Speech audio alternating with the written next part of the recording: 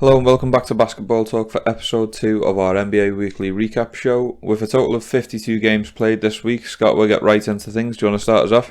Taking a look at the games played on the 30th of the 10th, it was the Pelicans and the Clippers. A 112-91 win for the Pelicans over the Clippers. Zion Williamson had 21 points and 12 rebounds to go along with 7 assists, so a nice little outing from him. We also saw a game between the Wizards and Celtics. The Celtics picked up a relatively easy win here, 112-94 over the Wizards. We're going to take a look at the Knicks and Cavaliers next as well. Cavaliers dominated this game. They really won all the battles in the paint, 64-32.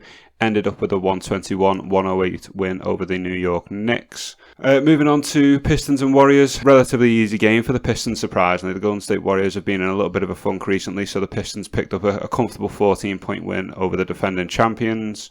The San Antonio Spurs managed to sneak a win against the Timberwolves. High hopes for the Timberwolves, however. They struggled in this one against the Spurs, really, and they came away with a 9-point loss. We saw the Phoenix Suns dominate the Houston Rockets, 124-109, and the LA Lakers surprisingly got their first win of the season against the Denver Nuggets. Probably feeling a little bit harsh if you're a Denver fan to have seen your team lose to the Lakers. I don't think anybody really wants to be the team that has a team with a losing record breaking their streak against you. The game for focus for this particular evening was the Orlando Magic versus the Dallas Mavericks. It was a 114 win over 105 against the Orlando Magic. What was your take from the game, Ryan? Anything you saw that stood out? Should be an easy win against the Magic, although they have, Rookie of the Year candidate in Paulo Banchero. Yeah. Overall, the Mavs done well in the paint. They had 54 points. Mavs only turned the ball over 4 times, so when you're doing that, it's very efficient. Yeah. Good overall game from the Mavericks. No, definitely. Luka had a really big game, 44 points, 5 assists. Tim Hardaway Jr., my early prediction in the prediction video we done a few weeks ago for the possibility of a 6th man of the year, he came off the bench with 21 points here, and the Magic got some production from Bol, 16 points, 11 rebounds and 3 blocks. Banchero also had 18 points and 4 assists, so the Magic led for nearly the entire first half, and it was, even though Luka had put 30 points up in the first half, he played relatively efficiently. Didn't feel as though there was much else coming for the Mavs. However, obviously they were able to turn it round. They were in control of the game up until the third quarter, the Magic, and to be fair, on the balance of it, even though I'm a Mavericks fan, you'd probably have to say Orlando were the better team in this game for a fair portion of it. But the Mavs built an early 10-point lead in the fourth quarter on a Hardaway Jr. 3. Never really looked back, and it sealed the win for the Mavericks. Now the Magic fall to 0-5 on the road. They do indeed. Struggling on the road. And I think you can see that sometimes with the younger squad, can't you? You can see them start to struggle at times. So, yeah, unfortunate for them. So picking up on the 31st of October, the Kings picked up a much-needed win against Charlotte, winning 115-108. Philly pulled themselves back to 500, beating the Wizards by 7 in a 118-111 win, with a big contribution from James Harden. He had 23 points, 17 assists, and 7 rebounds. Mm-hmm. Brooklyn picked up a home win against the Pacers, winning 116-109 before sacking their head coach Steve Nash. In a Predator vs Prey game, the Raptors beat the Atlanta Hawks 139-109. The Raptors shot 41% from 3, a great performance from Siakam with 31 points, 12 rebounds and 6 assists.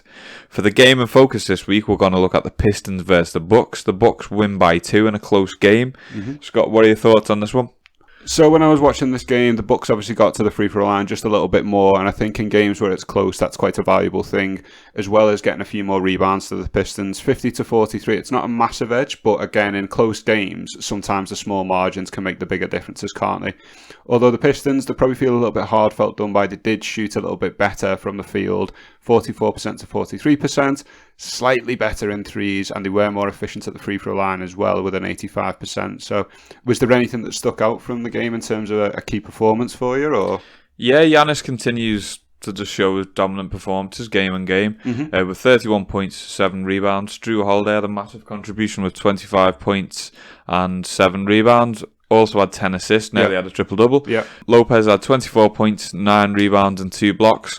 Overall, for the Bucks, they just played very dominantly. They looked to play very well as a team. Although it was a close game overall, they edged it in the end. Yeah, an excellent output from the Bucks' big three. Well, for the time being, big three while Chris Middleton's out. I think that's really good performances. For the young Pistons as well, we saw Cunningham, 27 points, 7 assists, 6 rebounds. Jaden Ivey had a really productive performance as well with 17 points and 7 rebounds. Bogdanovic, I spoke about him last week saying I feel like he should be on a team that's contending because he can score and shoot. Again, another easy 23 points. He makes it look ridiculously easy shooting the ball. I don't understand why other teams didn't try and get him for this offseason. For the Pistons to only lose by 2, it shows some promise as well. That they are improving, It's some good signs for the future, hopefully, that they have got a good young core there. You're a young squad competing with a team that, let's be honest, the Milwaukee Bucks are coming into the season to try and win the championship, aren't they? They're not the defending champs anymore, but they're coming in thinking, this is a game we should be getting. So, and ultimately, the last few minutes of the fourth, it was much closer than people probably expect. There was a few poor turnovers by the Bucks. It let the Pistons get back into it. And ultimately, the final minute, Pistons do tie it up before Drew Holiday hits a 3 with 45 seconds left. So, yeah, a really good game to watch. So to finish with the last 2 games on the 31st, we had the Grizzlies, who lost by 16 against the Super Jazz, formerly known as the Utah Jazz, as they continue their march as a super team. That finished 105-120 win for the Jazz. The Rockets lose a close game to the Clippers, losing by 2. Clippers win 95-93. An outstanding game from Paul George, as he has 35 points with 9 rebounds and 8 assists. Moving on to the 1st of November, we had 4 games this evening. We saw the Chicago Bulls beat the Brooklyn Nets 108-99. Looking like a relatively decent performance from the Chicago Bulls in terms of Zach LaVine getting 29 points, DeMar DeRozan also chalking up 20. Looks like that little dynamic duo is playing well together still. Kevin Durant did have a good game, 32 points, 9 rebounds, but ultimately it did result in a loss, unfortunately, for the Brooklyn Nets. We saw the Golden State Warriors drop another game to the Miami Heat, so not everything being so perfect for the defending champions at the moment. And the Orlando Magic also dropped a game against the Oklahoma City Thunder. Again, 2 teams that are still relatively young, probably not expecting too much from them, so can't really say too much as a surprise for certain teams losing in those. But the big game of focus here was more around the Minnesota Timberwolves and the Phoenix Suns. This ended up being a relatively close game for 2 Western Conference teams where you're probably thinking the Suns are overall the better team, so they should win. But the Timberwolves have got those high hopes of being able to progress on. So, what was your thoughts on this one, Ryan? Overall, Phoenix shot the ball well, as they shot 46% from the field. Timberwolves did dominate in the paint, however. They had 42 points to 28. Phoenix were really good though at not turning the ball over. They had 7 less, and ultimately that led to more fast break points, in my opinion. So I think that was a key part for Phoenix as well. Yeah, we had good performances overall from many Suns players. We had Cam Johnson with 23 points, 3 assists and 3 steals. CP3 had a good double-double with 15 and 12. Booker had 18 points, 17 rebounds and 5 assists. So you could argue few more for Booker usually, but overall the team played well. Yeah, and Timberwolves as well, just kind of highlighting some of the key performances there. We've got Karl Anthony Towns, 24 points, 10 rebounds and 7 assists. We've also got Anthony Edwards as well, racking up 24 points, 6 rebounds and 3 steals. Timberwolves closed out the first quarter well, despite being down 11 in the first quarter. They did end it pretty well to close it to a 4-point lead. Ball movements felt like the difference for the Phoenix Suns. They were moving much better without the ball, better screens, better looks overall, and instantly that just gives you a better opportunity to score the ball as well. There was quite a lot of costly turnovers in the fourth by the Timberwolves. I felt like it gave the Suns a few easy looks, and that meant they could pull away. We're going to take a look now over for the 2nd of November. There was an awful lot of games played here, Ryan, so do you want to give us a bit of a breakdown? Yeah, there was. The Wizards picked up an away win, beating Philly 121-111. Big games from Beal and Porzingis. Beal had 29 points and 5 assists, with Porzingis having 30 and 9. I bet you wish he kept him at Dallas with that sort of contribution. If he was going to do that, yeah, but I don't think he would. No, the Celtics lose a close game to the Cleveland Cavaliers, losing 114-113. Heat edged a home win against the struggling Sacramento Kings, 110-107.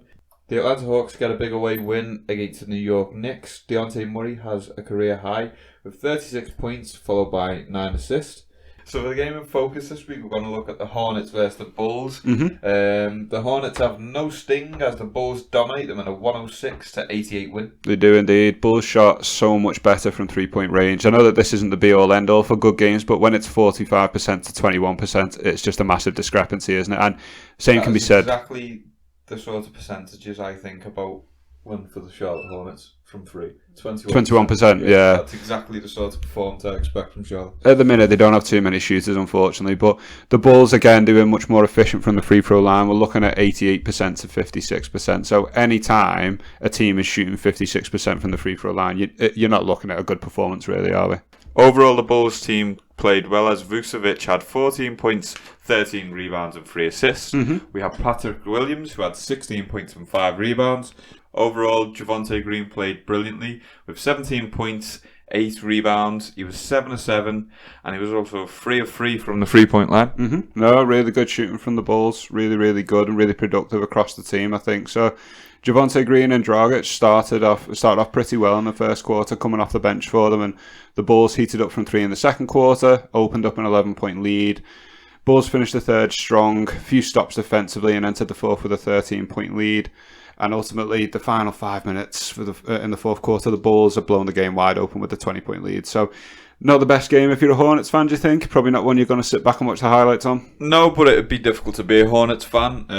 If I lived in Charlotte, I would move. Fair enough. Not that I don't like the Charlotte Hornets, but they never seem to push on, whether it was the Bobcats or the Hornets. Yeah, it's one step forward and 2 back with the Charlotte Hornets. So yeah, I wasn't expecting them to win that game, really. I don't think anybody was. So to pick up the rest of the games, we had the Rockets fail to take off as they lose by 8 to the Clippers in a 109-101 loss. The Bucks trample the Pistons by 25 as they win 116-91. After this game, the Bucks then move to 7-0. Yep. The Mavericks get a home win over the Jazz, winning by 3 to now have a winning record. The Grizzlies get an away win as they win by 5, beating the Blazers 111-106. Desi Bain has a great game as he had 29 points, 8 rebounds and 5 assists. Lakers move to a 2-game win streak as they pick up a 3-point home win against the Pelicans in a 120-117 win. The Raptors destroyed the San Antonio Spurs 143-100.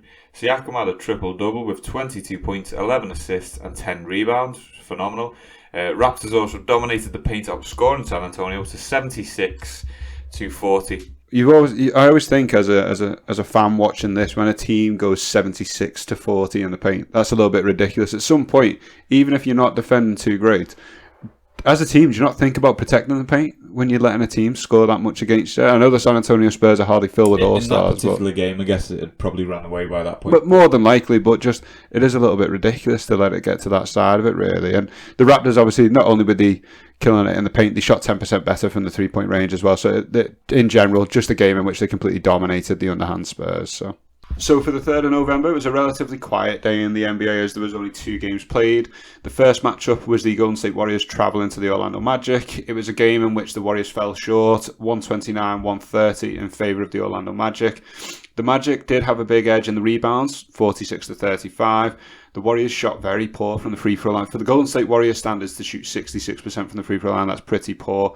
Steph Curry did his thing of 39 points and 9 assists, and Klay Thompson had 27 points, 4 rebounds and 3 assists. But Jalen Suggs for the Orlando Magic was a standout player with 26 points, 9 assists and 4 steals. And Paolo Banchero, 22 points, 8 rebounds and 3 assists. So all in all, for Magic fans to be able to beat the defending champs, I'm feeling pretty happy if I'm an Orlando fan. Yeah, definitely. If you're an Orlando fan, obviously they're going to struggle this season. So to get a win against the defending champions is a big win. It'll help team morale, and it looks good for the candidate for Rookie of the Year, Paolo Banchero. Something to celebrate when it's going to be a season where you don't get many wins, isn't it? You know, the defending champs come to your house and you get a win. I think it's brilliant. The game in focus was the second match of the evening. This was the Denver Nuggets versus the Oklahoma City Thunder. It was a 122-110 win for the Denver Nuggets. Nuggets were highly efficient from everywhere. We're talking 53% from the field, 58 from 3-point range. They outshot them 42-29 in the first quarter alone.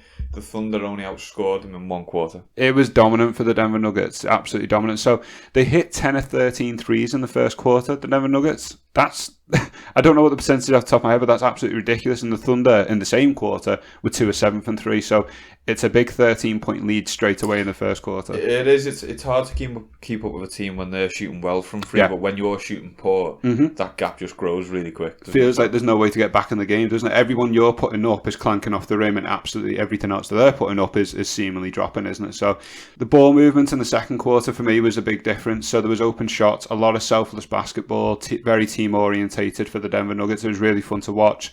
We saw some really good performances from Nikola Jokic. He got a triple-double, 15 points, 14 assists, 13 rebounds. And Gordon had a great game with 27, 5 and 3. Yeah, really good. Murray had 24 points with 5 rebounds. It was, yeah, across the board, some really good performances from the Denver Nuggets, to be honest. And in the fourth quarter, you will likely have seen this highlight if you didn't catch the full game, Ryan, but Jamal Murray, he was kind of dribbling down the lane and he crossed someone over and he went for this reverse dunk over two players. At the time, it was actually a 97-95 edge to the Thunder. When he dunked this, you could kind of feel the air in the crowd kind of just go like, ugh. Like it just felt like a big momentum shift, because at one point the Nuggets were absolutely killing these, but then going into the fourth quarter, it's much closer. Now the Thunder have taken the lead, and he just manages to, out of nowhere, seemingly comes around the corner and he just slams it on two people. You could kind of see like the Thunder players a bit like, oh, that was pretty good. The momentum of the entire game seemed to shift for the rest of it, and for the final bits, Thunder looked really disjointed. Nuggets built a big lead, and after that, they didn't really look back. Even in a losing effort, Gilgeous-Alexander still had 37 points, so it's sad. If you're a Thunder fan, you can have a key player contribute so much and still lose, but don't really expect much from the Thunder this season. Obviously, you've got Chet Holmgren injured as well, so it's not going to be a season that you're going to rack up a big amount of wins. You're not even going to be pushing for the playoff table, really, are you? So definitely not. I think Pokusevski and Giddey, this is a year where they can develop. They're still relatively young, so they should get plenty of time, plenty of touches on the ball. And for Gilgeous-Alexander, he's now looking like he's knocking on the door for the all-star type of stuff. His statistics this year are brilliant. Another Thunder's record. Actually, at the time of this Denver Nuggets game, they were 4-4 after this loss. So it's not like they are at the bottom of the West, but I think Gilgeous-Alexander, at the minute, he's probably one of those that's getting in people's heads about upcoming All-Star game and maybe getting a shout for that. So picking up the 4th of November, the Cavs extend their winning record, getting an away win at the Pistons, 112-88. Good dominant win. For the game in focus this week, we're going to cover the Miami Heat at the Indiana Pacers. They lost by 2, Scott, in a losing effort as Tyler Hero missed a free to win the game. He did indeed. Really close game throughout, to be honest. The Pacers did shoot a little bit better from the floor, 46-38, but they were quite inefficient at the free throw line. They only shot 65% compared to the Miami Heat, who go 100% at the free throw line and 26 from 26. That's really, really damn good if you're a Heat fan. Pacers had a few more points in the paint, 46-36, and a few more fast break points. And you're right, Tyler Hero, the game was really close. I think it was kind of like the last couple of seconds, a relatively decent look at a three at the buzzer, but unfortunately didn't make it, but a close game nonetheless. In the second half, the Heat did look to be making a comeback as they outscored them in both quarters. Just a losing effort in the end, really. Yeah. The game finished 101-99 to the Pacers. Scott, what's your thoughts on the Pacers, considering we were expecting very little given they traded everyone away? Yeah, at the time of this particular game, they dropped to 4-5. And, you're looking at Buddy Hield still being effective. We're looking at Tyrese Halliburton getting really good minutes and, developing. Benedict Mathurin is at the minute, I'd have to double check this after the game that was played last night, but I think Benedict Mathurin across the entire NBA is the leading scorer off the bench. I think he's the only person in the NBA who's coming off the bench and averaging 20 points a game. So if you're the Pacers right now, yes, it might not be translating to wins, but I tell you what, as a young group to build around with Halliburton and Mathurin and possibly Big Vic in the summer, if they were to get him, that'd be pretty decent little squad. And tonight they all played well, really. So Buddy Hield, 25 points, 9 rebounds in this Heat and Pacers game. Halliburton with 22 points, 9 rebounds, 9 assists, very close to a triple-double. And Benedict Mathurin with 23 points as well. Overall, a good close game to watch. Yeah, definitely. I'd definitely go back and watch this one. It was a fun one to watch. Knicks get a win against the Sixers, 106-104. The Nets don't struggle to get a win as they beat the Wizards and pick up their second win of the week, winning 128-86. It's worth noting that there was no Simmons or Irving for this game. However, KD had 28 points, 11 assists and 9 rebounds. Celtics edge out a home win against the Bulls, winning 123-119. Memphis win by 31 as they run over the visiting Hornets, winning 130-99. A great shooting effort for the Jazz as they shoot 51% from the field and 44% from the three-point line.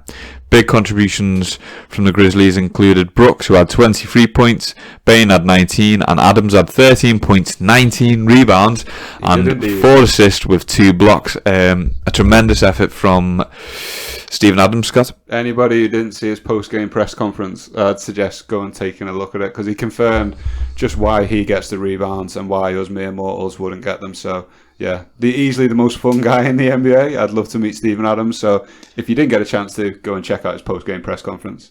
Clippers get an away win against San Antonio, finishing 113-106. Dallas win a close game against the visiting Raptors, 111-110. The Warriors extend their losing streak to 5 as they lose to the Pelicans, 114-105. The Bucks win by 13 against the Timberwolves, 115-102. Portland extend their winning streak as they edge out an away win against the Phoenix Suns, winning by 2. Game finishes 108-106. The Jazz pick up another win against the struggling Lakers, who now fall to 2-6 for the season. Game finishes 130-116. Not fun if you're a Lakers fan, Scott. Definitely not. We kind of covered a little bit last week, didn't we, with the news and roundup really about the problems at the Lakers, and at the minute I still don't see that it's changing much. At least they've got a couple of wins on the board now though, something to shout about, but still not looking like the best of season for them. So to conclude the games that we're going to recap this week, we're going to look at the games played last night on the 5th of November. There was a win for the Sacramento Kings, 126-123 over the Orlando Magic. The Brooklyn Nets continued with another win over the Hornets, 98-94. Again, worth noting, in this game, it was only Kevin Durant. There was no Ben Simmons. There was no Kyrie Irving. The Atlanta Hawks beat the Pelicans, 124-121. The Milwaukee Bucks steamrolled past the Orlando Thunder, 108-94. The Bucks are now 9-0, the only team in the NBA that are undefeated this season. The Minnesota Timberwolves put just a little bit more pain on the Houston Rockets, 129-117. Houston, you have 9 problems, and that's 9 losses. The Denver Nuggets absolutely destroyed the San Antonio Spurs, 126-101. And in terms of the Blazers getting a win over the Suns last night, it looks like the Suns took that personal because they then went and beat them 102-82 to get that win back. So the game for focus, however, was the Boston Celtics and the New York Knicks. A thoroughly entertaining game. What was your takeaway from it, Ryan? Takeaway is that Celtics got another important win, so I'm made up. They won 133-118. Celtics at 16 more threes than the Knicks. God damn, 16 more threes. That's just brilliant performance from the Celtics overall. The Knicks led in the rebounds, however, 44-34, but who cares when you beat them by 16 threes? That's my motto. That's me as a coach. It helps the fact that, the Knicks doubled the points in the paint, 64-30, but then again, when you hit 16 more threes, that kind of helps alleviate a little bit of the pressure. That's plus 48 on threes, isn't it? Although I will say that's a problem with the Celtics. They can live and die by the three, which we noticed last year in the playoffs as well. But for this particular game, I'm just going to take it. It worked, yeah. We've got to win. We're now 6-3, 3-2 away. It can be better, but it can also be very worse, if you like the Lakers or someone. No, definitely. Overall, I'm happy for the Celtics. Tatum had 26 points with 5 assists and 4 rebounds. Brown played brilliantly, had 30 points, 5 rebounds and 3 assists. Brogdon had 14 points, 5 rebounds, 5 assists and 2 steals. That's a brilliant contribution. He's coming off the bench for you guys and looking really, really good. I know we briefly talked about like 6 man of the year and stuff like that. I can't remember. Did you pick Brogdon as your 6 man of the year? I did pick him as 6 man of the year, and I was hoping he was going to start 6 man of the year because we weren't sure when we picked these. We said obviously we weren't sure if he was going to start. So I'm made up. He's coming off the bench because it helps my pick for 6 man of the year. No, there's that bit, and obviously it's helping the team more importantly, isn't it? The team is playing well. They're doing pretty well in terms of still playing defensively well, still getting open buckets and things. And at the minute, a guy who's averaging 15 points, 5 assists, and a steal off the bench, that's easily a candidate for 6 man of the year. So I think the Celtics are probably pretty happy with that. On the flip side of it, taking a quick look at the New York Knicks, Jalen Brunson, 22 points and 10 assists. Is that 22 points and 10 assists worth what he's paid? It depends. For the Knicks, yes, because the Knicks are always struggling to attract. Because I like Jalen Brunson, but do you think if they have a losing record and he averages around them numbers, do you think the pressure starts to add? Not really, because I don't think the Knicks were expecting... Well, maybe in the head the Knicks were based off what they're paid, not necessarily off one player. I think more that's a reflection of the league's contracts just being through the roof, as opposed to Jalen Brunson getting significantly more. Ultimately, he's starting every game for New York. He's looking okay. They're actually 4-5, the Knicks, so it's not like they're playing terrible, but they're just not playing winning basketball as of this game.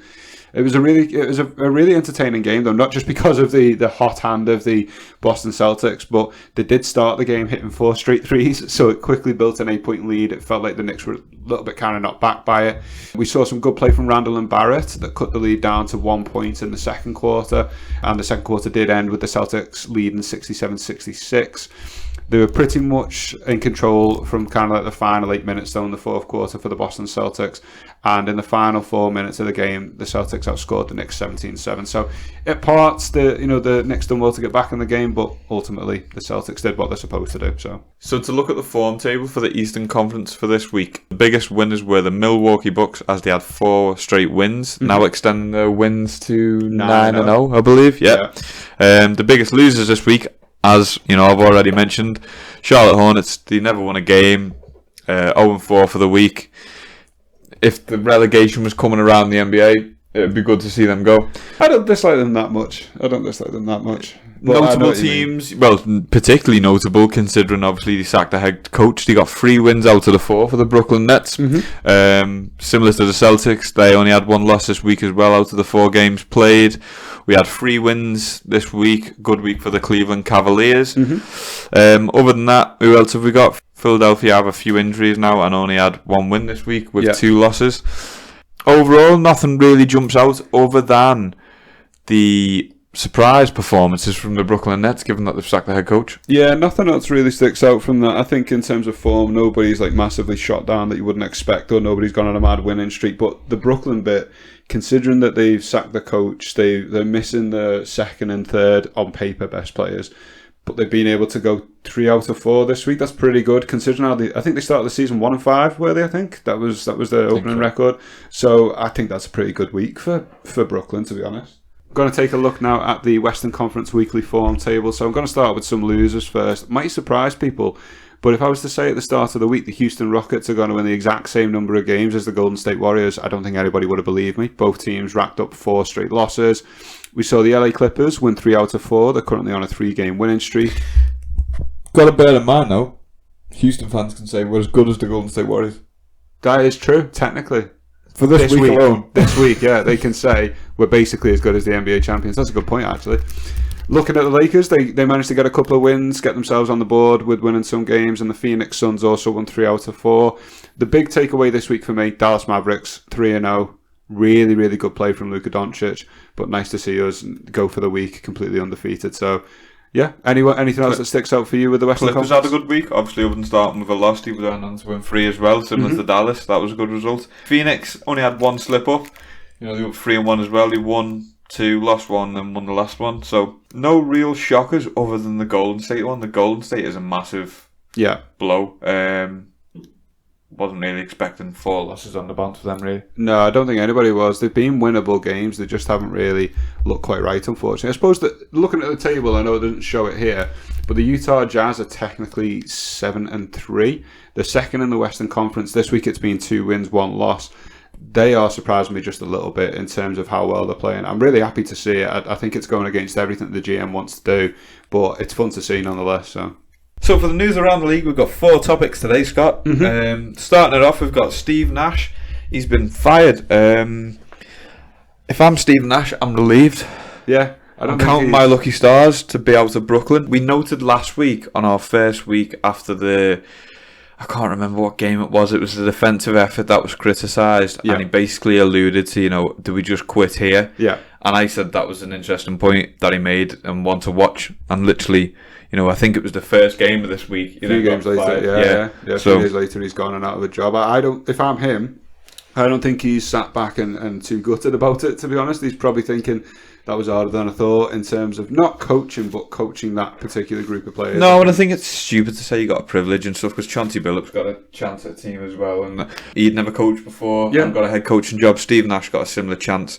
I think Kyrie Irving was a fool to make the whole comment about not needing a coach, asking to see Kobe's MVPs and all that stuff. Yeah. At the end of the day, Kyrie Irving's a brilliant player, but LeBron, was the person who got them a championship, in my opinion. He was a great supplementary piece. Well, Irving did the game-winning shot in the championship, but ultimately they don't get to the NBA Finals without LeBron. Because we've seen Kyrie try to lead teams since, failed at Boston and so on. I think the lack of respect he showed Steve Nash as a coach, it was sort of off to a non-start there. Yeah. If you're going to criticise the Nets, it doesn't fall on Steve Nash, in my opinion, because KD and Kyrie would have signed off on the Harden trade when they got rid of all the assets and everything else. Obviously, KD didn't know Harden was going to basically just eat some pizza and want to leave. Yeah, I feel for Steve Nash.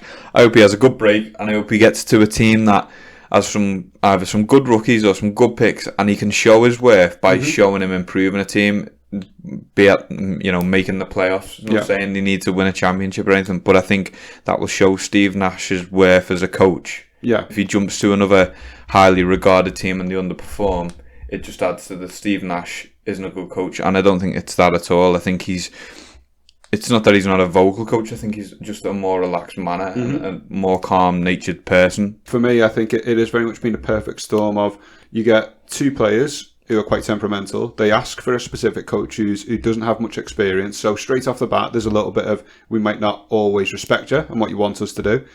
The GM and the owners pretty much handed the keys to Kevin Durant and Kyrie and said, basically, do what you want with the franchise. If you want to play a gun, we'll get rid of him. If you want someone in, we'll get rid of him. And I do feel it was a little bit of a combination of a lot of missed game time for your big three, which was originally Harden, Kyrie and Kevin Durant, a lack of experience from Steve Nash, lack of respect. And when things started to go wrong, instead of it being a team of how can we make it right, it seems to be a bit of a who gets the blame. So I don't think it's fair to say Steve Nash's fault in terms of the overall outcome. I think it's a mix of everybody, really. In terms, I'm not saying to sack another coach here, because that be looking at another team to ship someone else out. But in terms of the level of team that you think he could improve, who would you pick? Someone like the OKC Thunder with good young picks? Yeah, somewhere where the expectation, because when he took over this team, despite him being lack of experience, because of the players he had, it was still, well, we need to win a title. We've got three of the best players. They trade for Ben Simmons. It doesn't really work out. So for me, and not just for Steve Nash, I think for any young coach who's got limited experience, going into a team where you can just get a little bit of a feel for the game from a coaching perspective. So yeah, you hit the nail on the head there, really. The Thunder, giving them a team that, we can improve offensively and just look to develop players and, learn to kind of get his own style of coaching, if you will. So that would probably be that type of scenario. But again, I wouldn't want to see the OKC Thunder coach fired for the sake of Steve Nash. But ultimately, I felt it was hard when he first took over. I'm not sure if you can remember when he took over, how you were feeling, but I do remember at the time thinking, this is hard for a first-time coach. This is hard for a guy who's never coached in this. I just always thought it was a temperamental team, and I always called it team temperamental. Yeah. And it still is. Still going to be. I feel sorry for Joe Tsai and the general manager. Sure, Marks, yeah. They've put everything into basically whatever they've wanted them to, and they're going to get nothing from it. Kyrie's probably going to walk at the end of the season because he's on a 1-year contract, and Kevin Durant will probably somehow force a trade. I'd imagine. I don't think he finishes his career in Brooklyn, although I think he could force him to. It's sad to see for Brooklyn, really. This almost what it's become. Not to hark too back. Not to maybe rag on the Nets too much. But do you remember when they made the really bad trade a few years ago for Paul Pierce, KG, That's and what I mean. Jason So Terry? lost all those future picks. They lost all those future picks. Everything. They've done the same thing in getting Kevin Durant, Harden, and eventually Simmons. They've mortgaged all of their future assets, and not only future assets, but the current good players they had. Jarrett Allen at Cleveland, he's turned into something really brilliant. He's an all-star. Karis LeVert, you let him go again as part of the deal. They've lost some really good young pieces, and they don't even have their own picks anymore. So when Kyrie leaves, when Kevin Durant forces a trade, and you've maybe not got the coach that you want, I just wonder where the Nets go from it. So yeah, but if I'm Steve Nash, I'm probably not feeling too bad about getting sacked there, to be honest. More positive topic. The Milwaukee Bucks have a perfect start. They do indeed. They are 9-0. They've looked brilliant. Only team in the league at the minute that's 9-0. And it's sort of, ruining my prediction, really, because it links with, obviously, the 76ers injuries. But I picked Giannis for Defensive Player of the Year, but with the overall performances he's having, there's no reason that he's not going to be in the MVP running, if not win it this year. So I might be slightly off with me picks for the awards. And I was going to pick Giannis. I'm going to say it. I was going to pick Giannis. But I thought, let's pick Embiid and let him get over the hump, because he was strapping last year when it was announced and he didn't win it over Jokic. No. So I went with him this year. But I think the Bucks start has been perfect, and it doesn't look to slow down anytime soon. No, they're looking really, really good. I sometimes think you get this with teams when they've had a little bit of success. So if you remember, Giannis had a little spell where he was back-to-back MVP, Defensive Player of the Year, they win a title, he's the MVP. Do you ever think sometimes when teams get such amount of success that the rest of the league kind of goes like, well, we're not interested in them anymore, or whatever? I feel like last year they don't make the news as much because you just expect it. Yeah, it's like, you've done it now, whatever, screw it, type of thing. Whereas I feel there's nothing that's really sticking out as a problem with Milwaukee. Maybe the most interesting part to this, they're 9-0. Chris Middleton hasn't played yet. And I said when he's healthy, that's also why I picked them to push on further than the Celtics and stuff this year, because I said if Chris Middleton was healthy last year, that Boston series is a lot more competitive. Difficult. Yeah. So considering he's not played yet and they're already 9-0, once he settles back in, he's into the groove, and they're firing on all cylinders from a shooting point of view with Chris Middleton. You think they're going to be difficult to stop? Well, you think as well for Chris Middleton watching this, that means when he comes back, there's no pressure to say. No, he's just got to fit in and do what he does well. Go back. There's no expectation of go out there and put up 22 a night. He could probably play limited, reduced role, if you will. Kind of like limited minutes, and just allow them to to still play really well. So for Milwaukee at the minute, you've got Bobby Portis, who's definitely in the Sixth Man of the Year candidate race now, whether people want to acknowledge it or not. Brook Lopez has reinvented himself as a shooter from the centre position, but still blocking a lot of shots. Drew Holiday, double machine, highly efficient, very good defensively. Giannis is obviously Giannis does Giannis things. People sometimes criticise him for his lack of 3-point shooting and things, but Milwaukee Bucks, they are pretty much steamrolling. And is there a team in mind do you think are going to put a stop to this winning streak? Anyone that comes to mind? Boston Celtics are going to win a roll. No, in all seriousness, the Sacramento Kings are nailed on. Wow. No, I'm just joking. It's not that they can't trip them up to end it. Obviously, that's going to end at some point. I don't see any particular team who they can't beat on the day, particularly, as you said, because Chris Middleton's injured. Yeah. I don't see anyone really causing them trouble. Like, they're going to lose the majority of games, for example, against the Golden State Warriors. I would still pick the Bucks at the moment, particularly with the form they're on. If they come up against the Golden State Warriors tomorrow to beat them, I would probably favour them over the Celtics at the minute, given the form. Philly, obviously, they're going to struggle with the injuries. Who are the next few games? I'm going to read out the next 10. So they have, first one we've got is the Atlanta Hawks. 10-0. Oklahoma City Thunder. 11-0. San Antonio Spurs. I'm going to say 12-0. However, that'd be the sort of one that just the game jumps out. And it'll probably be a game we focus on next week if it happens. But no, I'll go 12-0. Atlanta Hawks. 13-0. Cleveland Cavaliers. 14-0. Although I think that'll be the tougher one. I think that will be. That's in my head. That's the one that sticks out. I still think the Bucks can do that. Okay. If you're going to go 14-0, the 15th game will be against the 76ers. Yeah, they win again. Okay. Portland Trailblazers. Yeah, they win again. So 16-0. Chicago Bulls. Interesting game. I'm going to go with Bucks again. Okay, 17-0. Bucks and Cavaliers. I'm going to say the Cavs get one back and then Okay, so we think it's ending there. We both think Cavs are going to get it, maybe just at different times in the next 10 games. And the final couple of games they finish out is against the Dallas Mavericks and the New York Knicks. I think they beat the Knicks. Dallas could beat them on the day. I think it is looking at a potential. I think it could be 18-2 at the worst in terms of their the reason I say games. Dallas is obviously because of Luka's current form and stuff, which you're going to come on to in a minute. Yeah. Next, we're going to cover the 76ers injuries. Scott, do you want to take that away? Yeah, so we're just looking a little bit at the Philadelphia 76ers. They're currently 4-6 to the opening 10 games. We've already seen Joel Embiid miss quite a few games, partly due to what was reported as like a knee issue, plantar fasciitis. Mashed potato knees. Yeah, and he also had a little bit of the flu recently as well, which kept him out of a couple of games. And very recently, James Harden went down with an injury that's going to... I think it's a foot issue, like a tendon issue. It's expected to keep him out 4 to 5 weeks. So the 76ers haven't started off great. You've now got your two best stars injured. I think the 76ers squad is great when it's around those two stars, if that makes sense. When they're out of it, it's not quite as appetising. So what are we thinking? Are we going to see the Sixers struggle here to get to a 500 record, or... Yeah, they've ruined my pick, really. Yeah, I think they're going to struggle if them two have injuries, as you said, because the rest are role players. They're good role players, and exactly. But they're good role players because of who they're complementing. Without the main people, you can't expect them to fill that void. No, I don't think so. They go from being good complementary pieces to subpar key players now. Yeah, expected to carry a team. So I could see the 76ers fall on what I initially picked, I think this will be comfortable in the mid-table, and hopefully then if they're healthy by the towards time, the end, or even get through one playoff series and then introduce Harden or Embiid again, say if injuries were prolonged, maybe then they could push on. But this is the story with Embiid throughout his career, sadly, and the latter years of James Harden, because of the lack of willingness to stay in shape in the off season. And I know he's done it this off season, but it catches up with you as you get older. So. It does. It takes a little bit harder to stay in shape as a pro, doesn't it, when you're getting a bit older? I think what it does, though, this presents opportunity. So for Tyrese Maxey, he's really shown like he's turned the corner.